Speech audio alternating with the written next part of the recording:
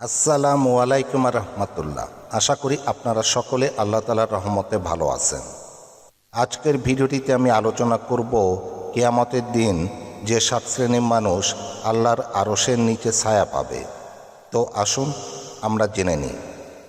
একদিন এই পৃথিবী ধ্বংস হবে, মানবজাতি ধ্বংস হয়ে যাবে, কোনো আদম সন্তান বেঁচে থাকবে না। তারপর আবার সবাইকে পুনরুজ্জীবিত করা হবে ও একত্রিত করা হবে বিচার দিবসে। সেই বিচার দিবসের কঠিন পরিস্থিতি সম্পর্কে আমরা কেউই অজানা নই। যখন চারিদিকে মানুষের আহাজারি আর প্রত্যেকেই থাকবে নিজ নিজ আমলনামা নিয়ে ব্যস্ত। না জানি আল্লাহ কাকে জান্নাত দেন আর কে বা জাহান্নামে যায়, এই চিন্তায় সবাই থাকবে মশগুল।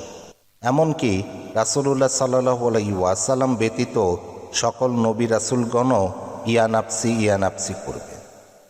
সূর্য থাকবে মাথার 1 বিঘাত উপরে, মানুষ নিজের ঘামে হাবুডুবু খাবে।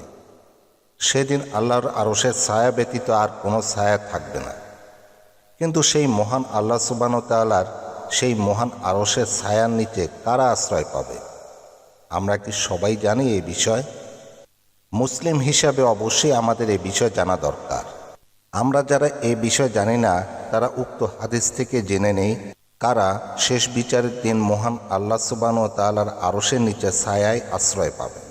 আবু হুরায়রা রাদিয়াল্লাহু তাআলা আনহু থেকে বর্ণিত, আল্লাহর রাসূল সাল্লাল্লাহু আলাইহি ওয়াসাল্লাম বলেছেন, যেদিন আল্লাহর আরশের ছায়া ব্যতীত কোনো ছায়া থাকবে না, সেদিন আল্লাহ তাআলা 7 প্রকার মানুষকে সেই ছায়ায় আশ্রয় দিবেন। 1. ন্যায়পরায়ণ শাসক। 2. যে যুবক আল্লাহর ইবাদতের ভিতর গড়ে উঠেছে। 3. যার অন্তরের সম্পর্ক সর্বদা মসজিদের সাথে থাকে। 4. আল্লাহর সন্তুষ্টির উদ্দেশ্যে যে 2 ব্যক্তি পরস্পর মহব্বত রাখে, উভয় একত্রিত হয় সেই মহব্বতের উপর আর পৃথক হয় সেই মহব্বতের উপর। 5. এমন ব্যক্তি যাকে সম্ভ্রান্ত সুন্দরী নারী অবৈধ মিলনের জন্য আহ্বান জানিয়েছে, তখন সে বলছে, আমি আল্লাহকে ভয় করি। 6. যে ব্যক্তি গোপনে এমনভাবে সৎকা করে যে তার ডান হাত যা দান করে তা বাম হাত জানতে পারে না। 7. যে ব্যক্তি নির্জনে আল্লাহকে স্মরণ করে এবং তাতে আল্লাহর ভয় তার চোখ হতে অশ্রু বের হয়ে পড়ে। সূত্র সহিহ বুখারী, হাদিস নম্বর 1423। আসুন সকলেই আল্লাহর আনুগত্য করি, কোরআন মোতাবেক জীবনযাপন করার চেষ্টা করি।